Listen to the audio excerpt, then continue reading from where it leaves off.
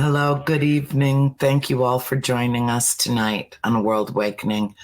Last Friday, I'm supposed to do this show, and I had a spell of incredible fatigue, and I didn't think that I could give you what you deserved of myself. And Jeff is going to join us. Jeff Turner, my partner on Soul School, will be joining us shortly. But I want to take these few moments to thank everyone for your love, your support, your prayers, your concern, your beautiful cards, your beautiful gifts. I mean, the things that are flowing to me touch my heart in a way that I can really barely describe. It's not something that lends itself to words. It's really more a feeling. I'm doing really well and fighting the good fight, as they say. Not in any, there's no hubris. There's no presumption that I will necessarily get to the other side of this, but I know what I'm putting out in mind and in heart and in spirit, and relying on some universal health care as well as my doctors here on earth.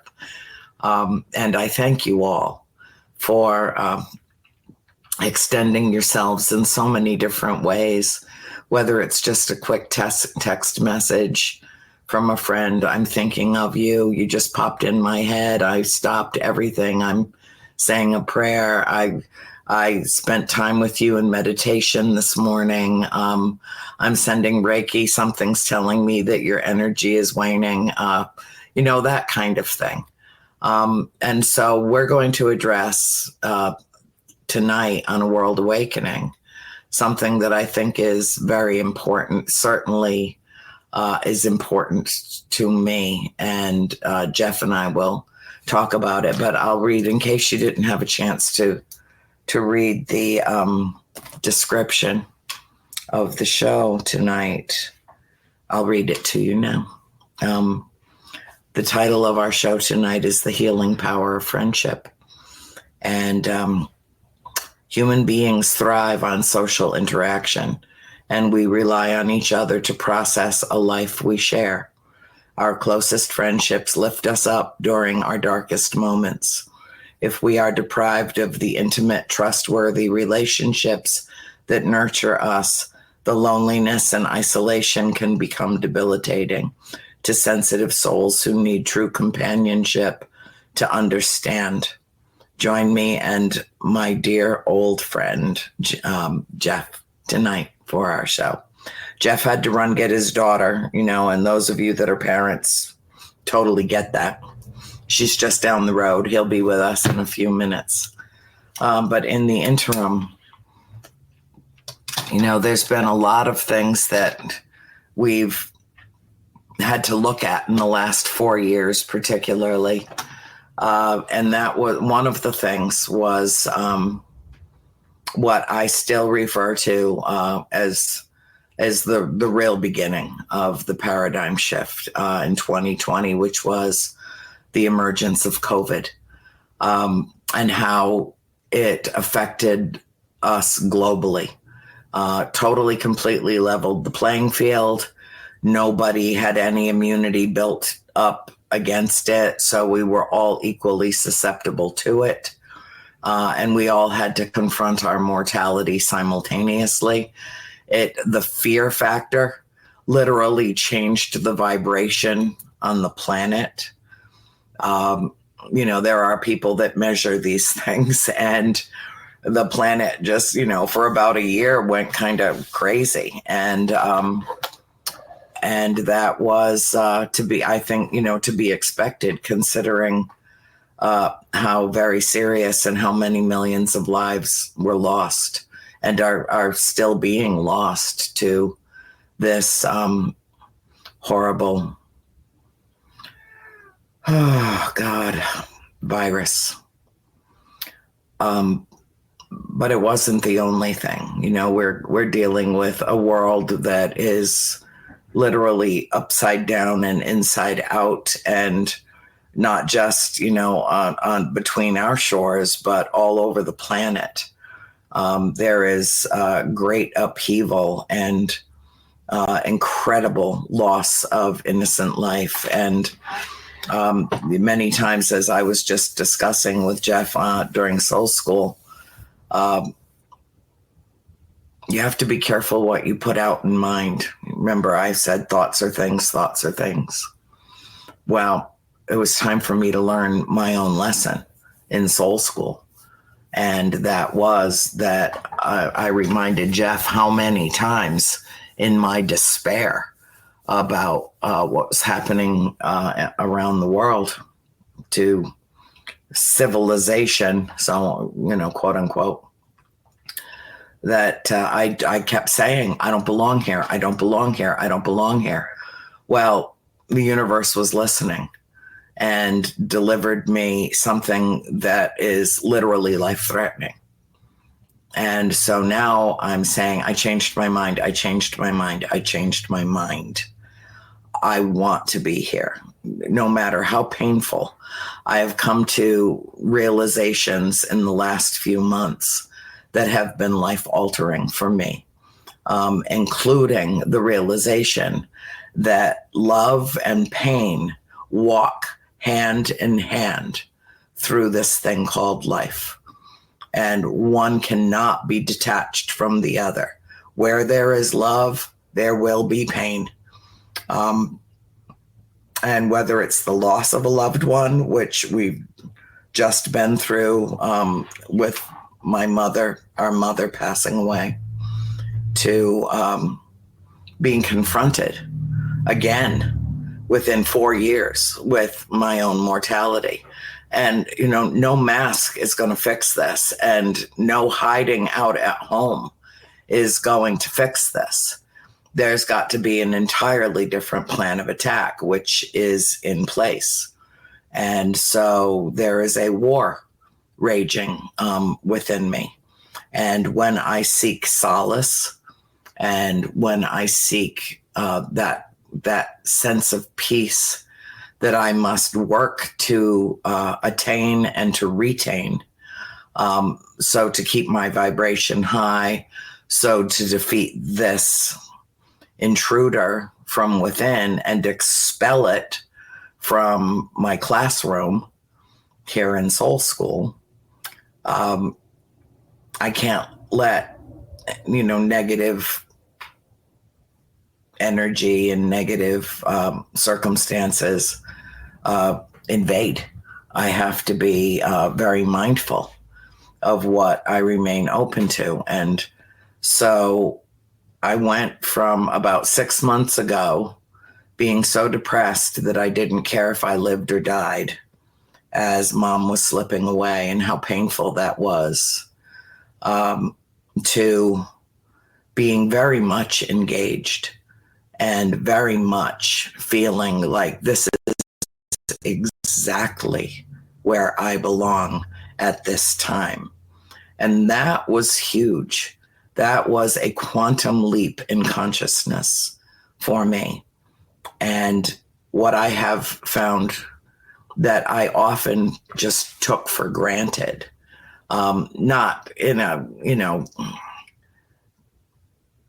it was just a given that I had wonderful friendships in my life, that I availed myself of literally day to day. My people that circled the wagons immediately when I got my diagnosis, those people. And then I realized that when I came out publicly with what I was confronting here, that tribe grew. Like, I am shocked by how many kind, generous, loving souls really give a damn about me. I am so humble and so grateful, and I don't approach any of this with hubris at all, because we don't know, and that's part of the package. Is we don't know. when it's over. So putting myself in that headspace and dealing with duality, dealing with the temporal nature of life, dealing with how temporary our vessels are, and how they can break down and how they can listen to us and how we think and then respond accordingly. I can't afford to think about anything other than being pure, perfect spirit, completely whole in 4D and in 5D with my galactic family, and spend less time in 3D, because I feel such oppressive weight and conflict in 3D. And so I've had to confront that. I've had to confront the multi-dimensional aspects of my existence have been at the forefront of my thought. But what I do know is that I am the luckiest woman on the planet. I have so many friends who are true friends that go back to when I have friends that I'm still in touch with from when I was a little kid.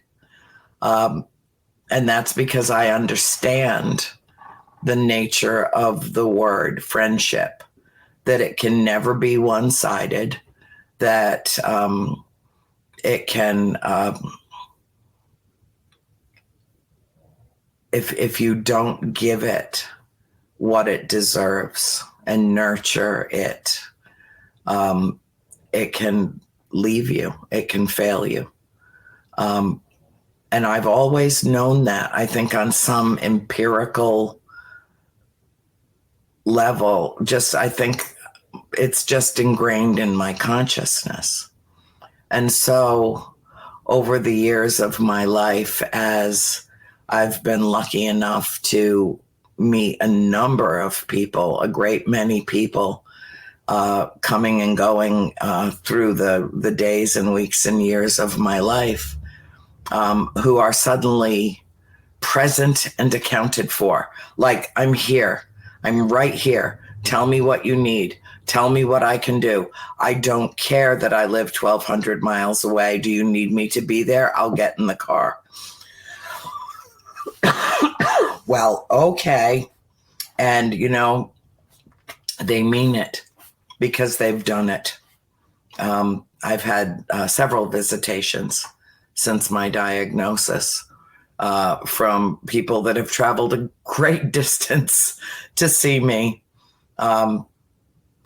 And gratitude doesn't even really seem to touch it, in terms of the depth of feeling and emotion that it inspires in me.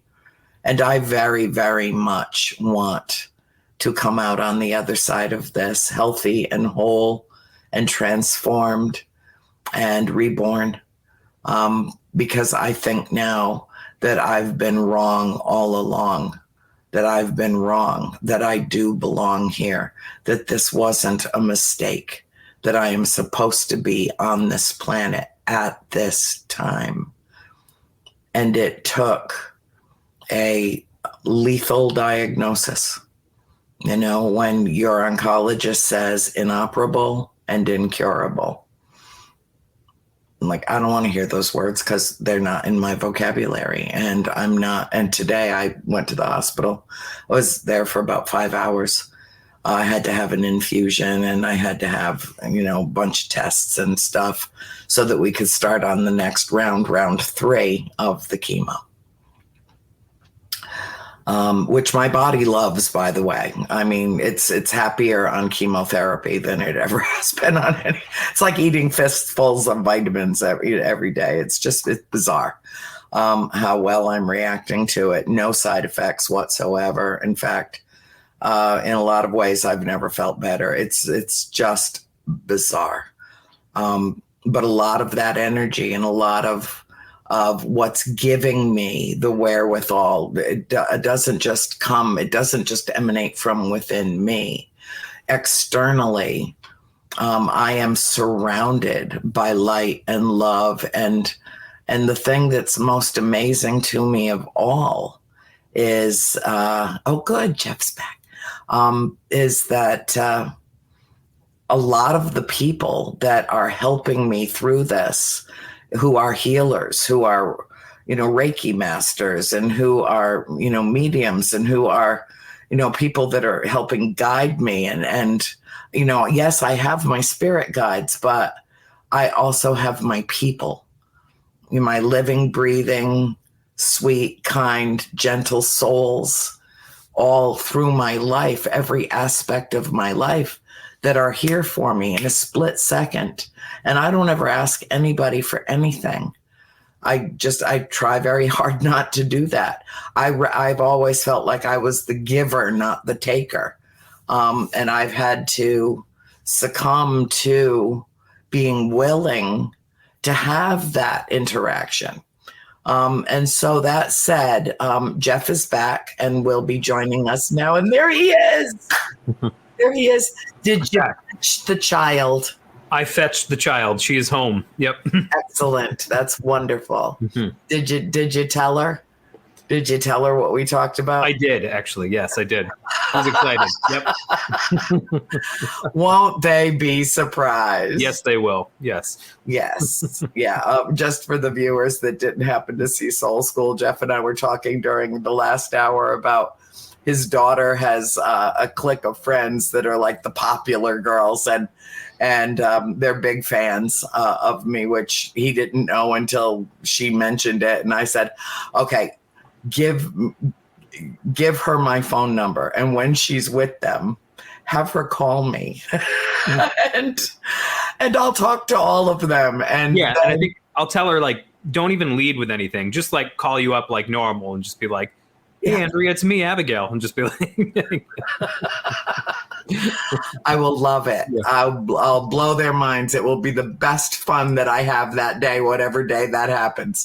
Sounds like a plan. Thank you. But I was talking before you got back. I was talking about, and I read the opening for the show about the intimacy that we attain, and how difficult it is for human beings to be isolated, that we need that interconnection with each other. And it was through me facing this diagnosis and all of that, I've always just assumed, my friendships are there. I'm good for them. They're good for me. We've got this symbiotic, lovely relationship with my friends, some of which go back to when I was in grade school.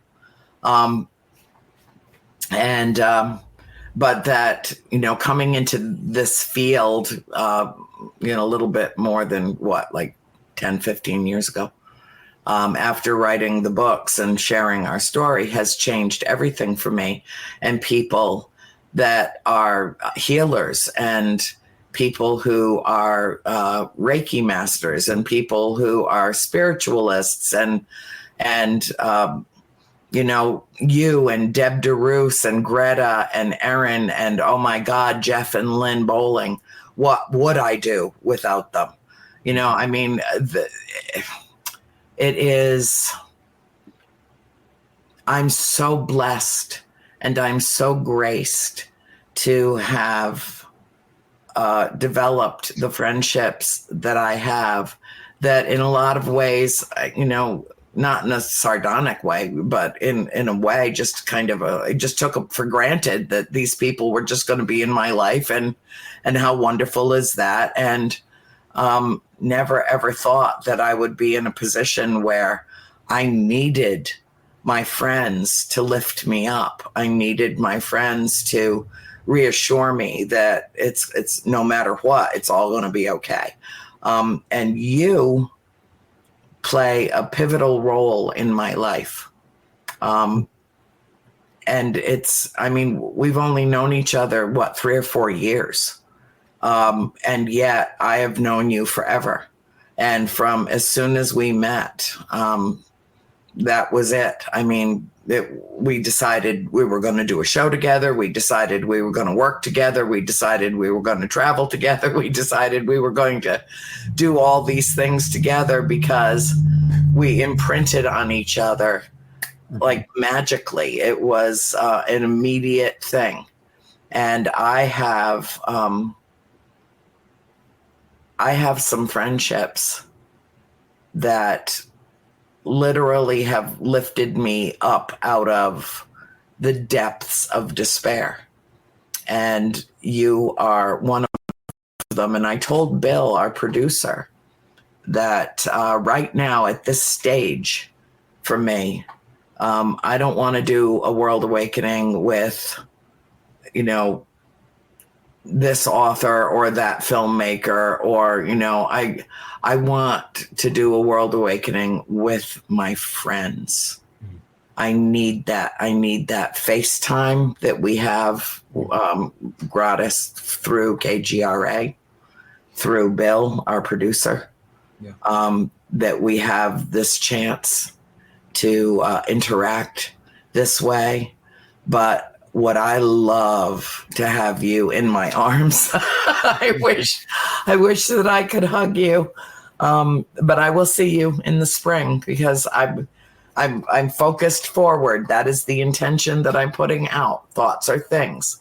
I will see you in the spring in Michigan. I need to get back to Michigan. Yeah. It's in many ways, it's another home for me. And I need to be there with you and share with you and work with you and play with you and have all of that. But I wanted to take this opportunity tonight to thank you for your devotion to me, for your kindness and your generosity, your spirit, your loveliness, your light. I every week, we do the show. I tell people, be the light you seek, be the beacon of hope for someone else. Well, you are that for me.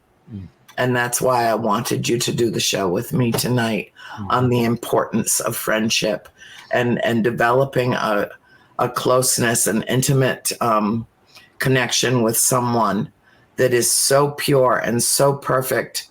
And so when you meet someone who is truly trustworthy, you better latch on and hang on and then nurture that relationship the way we do.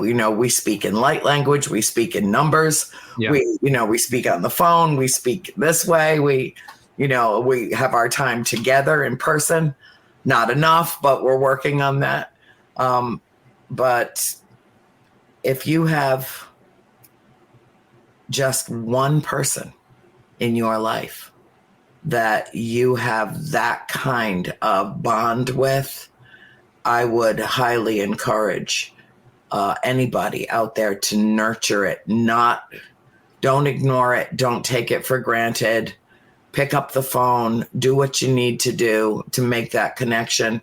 That advice, I think, saved lives during COVID, when the only way that you could show somebody how much you loved and appreciated them was to stay the hell away from them. Walk around in bubble wrap, 16 masks on. I mean, it was nuts.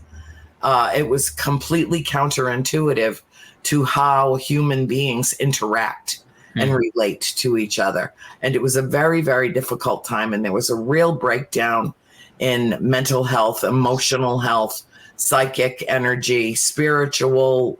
There was a huge number of people who were suddenly having paranormal experiences, that were having galactic interactions, that were having, because they were present, they were shaken and shocked into being present in the moment, not projecting out, well, I got to pick the kids up at 3 and dinner is at 5 and I got to somehow get to the grocery store in between here and there. And then, oh my God, and my boss wants this. And, and that's the kind of lives that we live. And we think of that as living, well, we're existing in our environment that we've created, but are we really living? Are we really connecting? Yeah. And I think that connecting with someone here on earth in such a significant, profound way is an expression of universal love and enlightenment and joy. That we are each a living, breathing expression of the consciousness that we all share. And as I said last week, that's one of the reasons why I think empathy has been waning in our society, is because where you feel empathy, you also feel pain. And everybody feels like they've just been through enough pain. And so when you start to shut down that feeling that you have for another person, that moment that you put yourself in their shoes and feel their despair and feel their fear and feel their desire for something more in life, it's easy to retract from that, because not only does it remind you of a place that you've been in your life, or that any one of us have been in our lives, and it's a sudden like, oh God, yeah, okay, I remember that. And so it's easy to shut that down and go, no, I just can't let myself feel that badly about anything right now. I just can't. And it's very easy to pull back into our safe little shell, like we're each a turtle crawling across this plane of action, and just like a cat retracts its claws, just go in. Well, if you're going to do that, then get some good work done while you're going inside. Find out who you are, how you interact, how you relate, what is of value to you, what matters to you. And interpersonal relationships, for me, are at the very top of the list. I don't care what the balance is in my bank account. I am filthy, stinking rich in friendship. And I am so blessed. And you are right there at the top of the list of the people I love most deeply and that I trust completely. When you find that, hang on to it. So you can't get rid of me. I'm not going anywhere, Jeff Turner. Oh, shucks. No, trust me, I don't want to, because everything you just said, I feel the same way. I feel the same way about you. And pardon me. Once upon a time, when I was probably, 16 or 17, I grew up in the home of a pastor. My dad was a pastor. I was a pastor myself for 12 years, but I grew up in a pastor's home as well.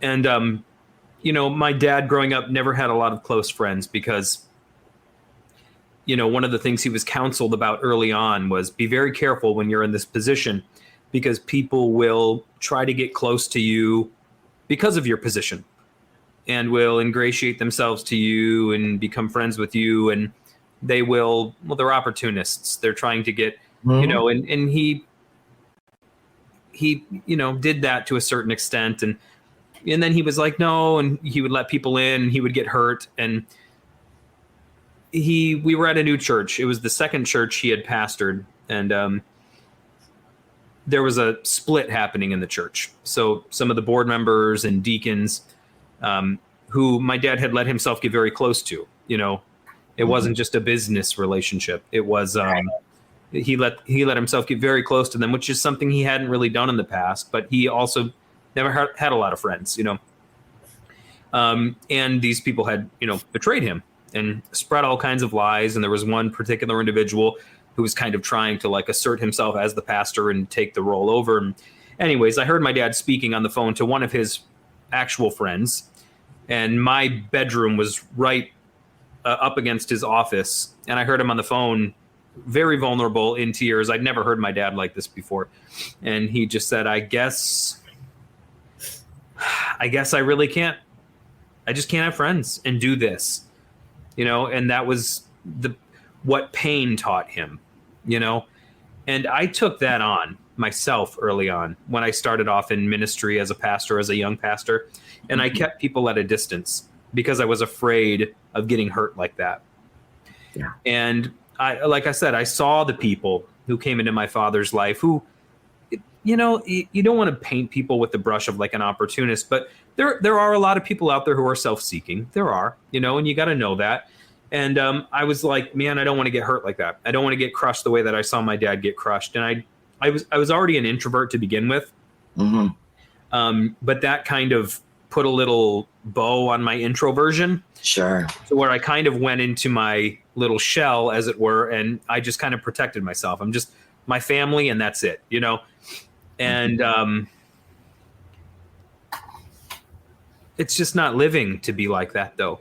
It's just not living. And because, we in the West, especially, we have this myth of the individual, and, we're all rugged individualists, and we're going to pull ourselves up by our own bootstraps, and we're self-made men and women. And, hey, to a certain extent, there is some health to thinking like that when you're too collectively focused, because the individual, the collective is a reflection of the individual. So the health of the individual affects the health of the collective, obviously. But we can sometimes get so focused on the individual aspect of who we are as individuals, we forget the fact that we're actually interdividual. And the philosophy of Rene Girard in mimetic theory especially shatters the myth of individualism and reveals just how interdividual we are as a species, that we are not ourselves without each other. We're really just not. We think we're ourselves when we're by ourselves. Right. I am not myself by myself. I am myself when I am connected to those I love and who I know the universe God has brought into my life.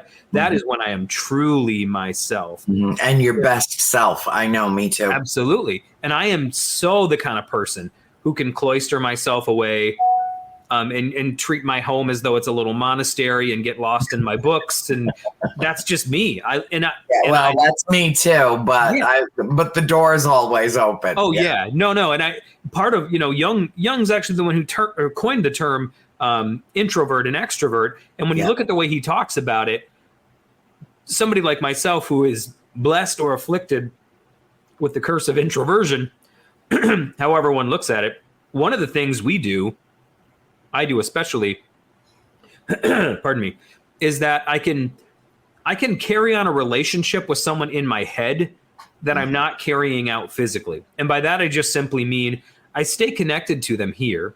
I love them. I feel connected to them through memories.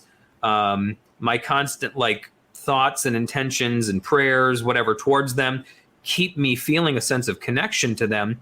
But then I don't realize, a year went by and I haven't even talked to them. You know what I mean? But in my mind, I still feel connected, but that's not the same as actually connecting with them, right? And so the introvert, that's something we have to be careful of, is we can actually live in relationship with people mentally that we're not actually in. We're in a relationship with an idea of a person, right? But there's a difference between that, because if I'm just in relationship with an idea of a person, the truth is I'm in a relationship with my own mind in some sense. It's a reflection of that. It's an image of that person I hold in here, but it's really myself. And the thing is, if I'm only in a relationship with myself, there isn't that blessed friction that comes from relating to people. You know what I mean? Where you're changed by encountering something other than you. And that's something I realize I have to be very conscious, not with everybody, but I have to be very conscious about not getting stuck there, because it's my wife often has to be like, when's the last time you texted your mom? I love my mom, but I'm I don't know. But it isn't that I felt disconnected at all. It's just and you're not taking the relationship for granted. No, because in my mind, it's so active in you. I know. And then other people are totally, and other people are totally different. And, they're very social, but they might not feel the same kind of internal connection. It's more of a social connection, right? So those are things we have to be careful of. But that for me, but when I interact with someone, I guess all that to say, when I do interact with someone physically, in person, face to face, as opposed to just here, I'm oh, there it is. Get it? You know what I Yeah. mean? Because all of a sudden I'm myself fully, because I'm not an individual. I'm interdividual. And when I link up with that part of myself that is that other person, as opposed to just the image of that person that lives in my head, all of a sudden I'm like, oh, I'm a whole person again. And I think that's really it. And like you said, I think that is kind of like a map of the greater reality, the web of reality that we are, as above, so belowing in how we live every day. I think that is what, this is just my theory, but I think that is what God, whatever we want to call it, source, I think that's what it looks like. I think we have this collective mind that we lasso in consonants and vowels and hog tie and call God. Okay, well, whatever that is, let it be free. I think it's something like this. It is one mind, it is one consciousness. But this one mind and this one consciousness begins to disassociate in some way in order to know itself, right? Mm-hmm. And so, like, if someone has dissociative identity disorder, the mind is so disassociated that It fractures. it fractures, and there's different individuals. And someone like Bernardo Kastrup talks about us, the collective universal mind that we're all part of is disassociated into all of our individual lives. And so me looking around this room and seeing my collection of Batman memorabilia over here, my wife's college textbooks and stuff over here, my whatever, like that's what disassociation looks like for me, right? That's what this little sliver of the disassociated universal mind, that's how it manifests. Okay, well, whatever. But I think it's something like that. The mind that is God knows itself by disassociating in some way. Now, in DID, those identities are called alters, ALTERS, like alternate personalities, right, or whatever. Yeah. I like to use the illustration of altars in that spelling and altars with an A, ALTARS, is in holy places or places, like where people meet God. So I think of it like that the divine mind that is God, it's everything, right? And so when something is everything, well, it can be hard to know, not because it's not present, but because it's ubiquitous. It's kind of like if you walk out in the morning and you see dandelions everywhere, well, somebody goes and they get the weed whacker or the weed killer. It's beautiful though, really, but because it's everywhere, we don't see its beauty. We lose it because of its ubiquity. Meanwhile, the rose, who must be catered to like a starlet or a prima donna, we cherish because of its rarity, right? Yeah. So rarity sometimes is what breeds, recognition. So the divine mind is everywhere. God is everywhere. It's everything. But then it begins to disassociate and begins to create altars. And by altars, I mean these places of encounter where people begin to encounter God. And so there's these sacred places throughout human history where people encounter God, and some call it Yahweh, some call it Krishna, some call it a psilocybin mushroom trip in the back of the desert, some call it this, that, or the other, some see lights in the sky, so whatever. But there's these altars that begin to emerge, and it's all the same divine mind knowing itself through disassociation. But then you get to the point where it's so disassociated, you lose track of the fact that it's one thing. And so then those altars begin to interact with one another, and like beads of mercury begin to become one again. But they become one again. They become one on the other side of knowing that they can be disassociated as well. And it's like, I don't know, that's a long way of saying, I think friendship in the natural, that is to say, just you and I interacting, us interacting with people in chat, us interacting with people at the grocery store, or our family and our friends, that we are, as I said, as above, so belowing as a verb. We are enacting here in the below what is always a reality in the above.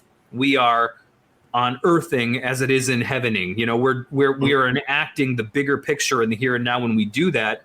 And it's, turtles all the way down. Reality is fractal. That's what it looks like. Where when we do that, it feels the way it feels because we are making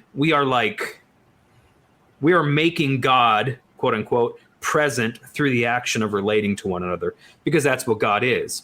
God is disassociated divine mind coming to know itself and remembering that it's God. And when you and I do that, even every time, that's why I leave these conversations every Friday being like, man, I feel like I just went to church and got saved all over again. Or you know what I mean? Like, I do too. No, like, I swear to God, I do too. And you don't know, I don't know how many messages you get after we do a show, but I'm usually up till 1:00 in the morning answering. Yeah. Just people who have my number, just people that are friends that are watching the show, that are reacting to it. And I very often send you their letters or their comments or stuff, because it, in a strange way. And I mean, we're using cyberspace to do it, but in a strange, off-world way, we're using technology to connect with each other in a beautiful way. And absolutely, I get to see you. I get to hear your voice. I see you in real time. I know Bill's on the other side of a screen. I know that there are people in the chat room, and that our friends have gathered to spend part of their Friday evening with us. Yeah. And there is a sense of community and camaraderie. And if you had asked me 50 years ago, would I be sitting in front of a thing called a computer, talking to my friends around the world and feeling that sense of closeness and intimacy and a cherishing of each other through a screen on a machine that didn't exist yet, I would have told you, what planet are you from? You know, because that doesn't exist here. Right. And now it does. And interestingly, it's the technology that we've developed that in a way saved us during COVID, when we were afraid to go over to our neighbor's house, when we were afraid to take the dog for a walk because we might run into somebody that's carrying the virus, and just passing them on the sidewalk could be a death sentence. Yes. I mean, that was a shocking metamorphosis that we as a global society endured simultaneously. Yeah. And I think that it did fracture a lot of people psychologically, emotionally, even spiritually. It also grounded a lot of people and made them completely rethink their own existence and that of their loved ones. And the pull on us, on our natural, essential empathy, part of what makes us human, was so painful that we began to pull away from it and not allow ourselves to feel for others, which is a challenge because that's such an enormous part of real friendship. I mean, you and I communicate with each other about our personal lives and about our family lives, and there's nothing hidden, there's nothing left unexpressed.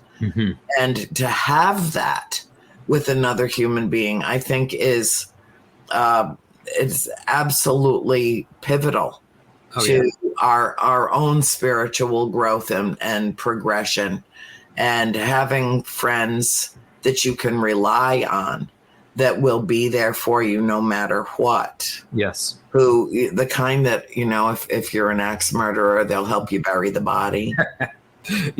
Okay. That kind of unconditional, if you did it for a good reason. I'm all in, you know, I mean, no questions asked. If no you did it. questions asked. Did you bring another shovel? I mean, exactly. It has a deeper meaning for me now. I don't just assume that I've got these relationships that I never really ask anything of. I just try to infuse my own nurturing and devotional self into. Mm-hmm. And then when I needed them the most, wow. Yeah. Wow. Yeah.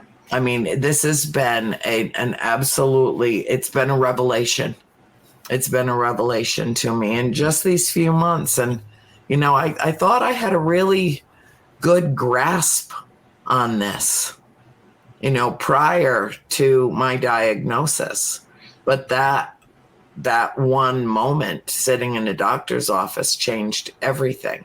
And suddenly I realized how much I need my friends, how much I need the love and the kindness and the support at a time when I felt as vulnerable as I have ever felt in my entire life. And this massive void was created, and you hopped right in to fill it.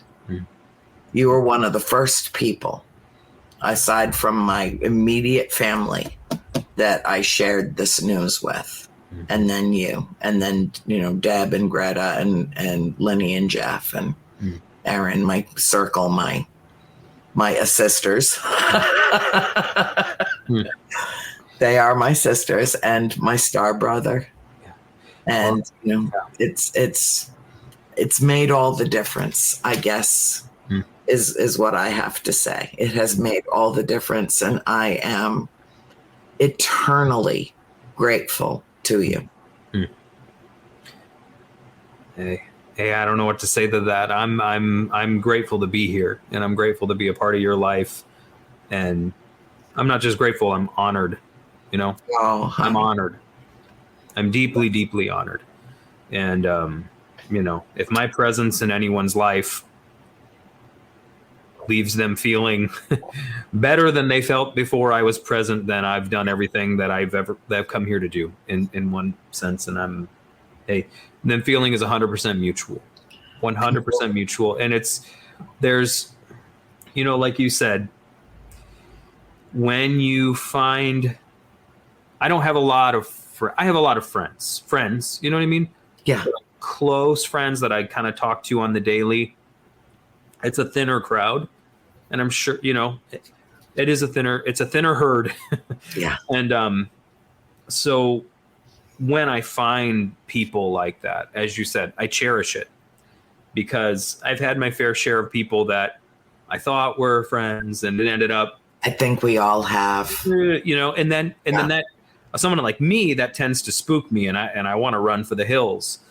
But like I said, which was kind of what I was trying to say earlier, but I've learned that when I do that, I become less and less and less of myself. Yeah. And it's only when I open myself back up to the possibility of my, let's say, my completion lying in the voice or the face or conversation with another, that I become myself, and I'm like, oh, that's why. That's why I do this. Yeah. And it's like, even over all of COVID, through the whole thing, it's like, my biggest fear when COVID started was, knowing about things like the Stanford prison experiment and things like that, which I'm sure you're familiar with. If you want to read the book, The Lucifer Effect, which really teases out all of that. But in the Stanford prison experiment, basically, college students were basically paid to do this social experiment in which some pretended to be prisoners, some pretended to be guards. The prison guards always wore like big mirror sunglasses. The prisoners were put in uniforms, and they were told, just long story short, treat each other like they're prisoners, like you're guards. And they went to incredible extremes, really enacting these roles. And part of the psychology behind it was, the glasses, you couldn't see the eyes, the uniforms put them in a certain, you're prisoners, it just kind of otherized them. When we went into it, I was very fearful, because it was like, even with everyone wearing a mask, it was necessary, but like, you can't see the face, you know what I mean? You can't see the countenance. You can't, you're not seeing the micro expressions of the people that you are interacting with. And then even then, you're not interacting with anyone. And then when you are, you're not seeing them as people. You're seeing them as potential threats whose micro expressions and humanity you can't even see. And it was like, but in the midst of that, there arose this new potential, which is what we're doing now. And, you were talking a couple of weeks ago about social media, TikTok in particular, how studies are showing that it increases anxiety and lessens empathy. And it's like, that was the double-edged sword of the technology that emerged during that season. And just like religion, like the word religion means to bind. And so religion can either bind you, like entrap you, or it can bind together the parts of you that are broken. And so it's always a double-edged sword. Technology is the same way. And so what I feared at the beginning was that it would just lead to this isolation and otherization and us against them and no longer seeing each other's humanity. And that certainly did happen. Mm-hmm. But what I personally also experienced through it all was this renewed connection with people whom I would have never connected with in a million years. If it weren't for that season, you and I probably would have never connected. Yes, I agree. Yeah, I guarantee it. That alone tells me that it was imperative that it happen. Yes. Because that set of circumstances had to occur precisely the way that it did for us to come together and then to be there for each other through some very challenging times. Yeah. And some very intensely interpersonal conversations. Yes. That have altered both of us. Absolutely. Both of us. Yep. And as we share this sacred space. And so I want to tonight, as we close, I want to encourage everyone to take a few moments, reach out to someone who you know would love to hear from you, and just reach out to them, pick up the phone, or maybe even send them a card, or maybe drop by for coffee. Just reconnect, regenerate, like the synapses in the brain that kind of go to sleep and you have to spark them up so that, get the coffee going, let's go, and all of that chemical reaction that occurs in our brains. We are better when we are together. We are our best selves when we're with people that we love, who get us, who understand us, who cherish us, who might not even agree with us, but love us. And let's focus on not the individual, but the us, the we, the grand we are all in this together.